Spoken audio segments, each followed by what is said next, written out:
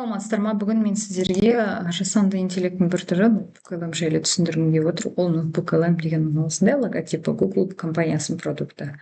Кез келген браузерге ноутбук LM десеңіздер осылай шығады. Попробуйте ноутбук LM'ді басасыздар.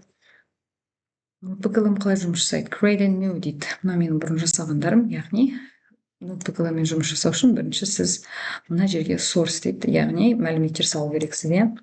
Мысалы, сіз ұстаз болсаңыз, бір тақырыпты зерттеңіз, немесе бір сабақтан тақырыбыңыз болса, қазақша, орысша, қай тілде болса да сала беріңіздер. Мына жерде кез келген көрдіңіздер ме? Астында сурет, документ, аудио, видео, презентация, көптеген мәліметтің түрі.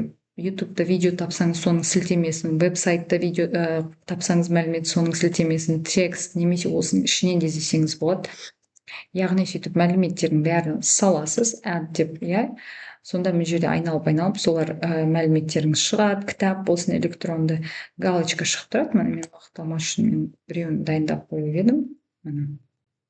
Мысалы, мен 9-шы классқа ecological problem, rubbish деген тақырып келіп тұр, иә. Сабағымның планын салдым.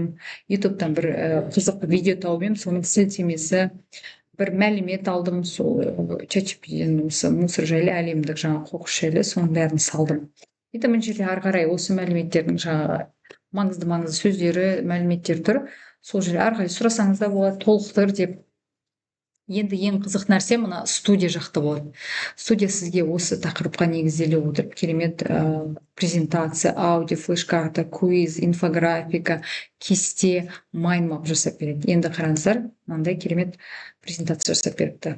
Ананың үстін баса берсеңіз, астында айналып сізге жасап бере береді. Мынандай керемет презентация. Иә.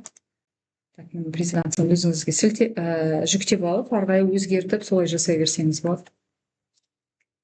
Енді тағы не жасап береді екен? Бізге бұл аудио жасап береді. Мұны тыңдасаңыз. 292 million tons is just a local snapshot. If you zoom out, the Ана, иә, екі адам сөйлесіп, осы сіз берген мәлімет жөнінен подкаст сөйлесіп жатыр, иә. Және бұның бір қызығы, мына жерді бассаңыз, алақанның суретін, сіз бұған сұрақ қоя аласыз. Бұл сізге прям мәліметке негізделе отырып жауап береді. Сосын андай керемет инфографика жасап береді. Бұны жаңағы үлкен сурет қылып шығарамын десеңіз, экранға қойып қоямын десеңіз, бұл жерде бүкіл тақырыптың мынау проблема, мынау шешімі деп кәдімгі суретте бүкіл бүгінгі тақырыпқа керек мәліметтердің бәрін салып қояды. Бірақ мәліметтерді бір тексеріп шығу керек, әріптер қате жазылмаған, сондай жоқ па деп. Одан кейін квиз жасап береді. Сол жерде мына квиздің жауабын, солай 10 шақты сұрақтан квиз жасап береді. Одан кейін флеш-карта жасап береді. Білеміз, ағылшында бізде флеш-карта болады. Мына жағында жауабы, мына жағында сұрағы, жауабы, осындай флеш-карта болады. Тағы мындай кесте жасап береді сізге дайын, уже жинақтап, балаларға өзіңізге ыңғайлы қылып, қандай түрлері бар, классификацияға бөліп. Сосын мынандай мап жасап береді, карта мына.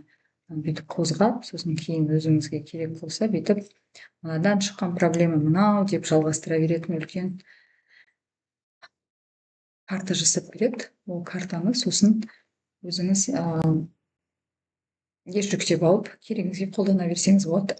Міне осындай ар жағында видео дегенде тұр. Бұны үшін кіріп, жаңағы өздеріңіз ары қарай зерттеп, импровизация жасап, сабақтарыңызға, зерттеулеріңізге қолдана берсеңіздер болады. Тыңдағандарыңызға рахмет. Сау болыңыздар.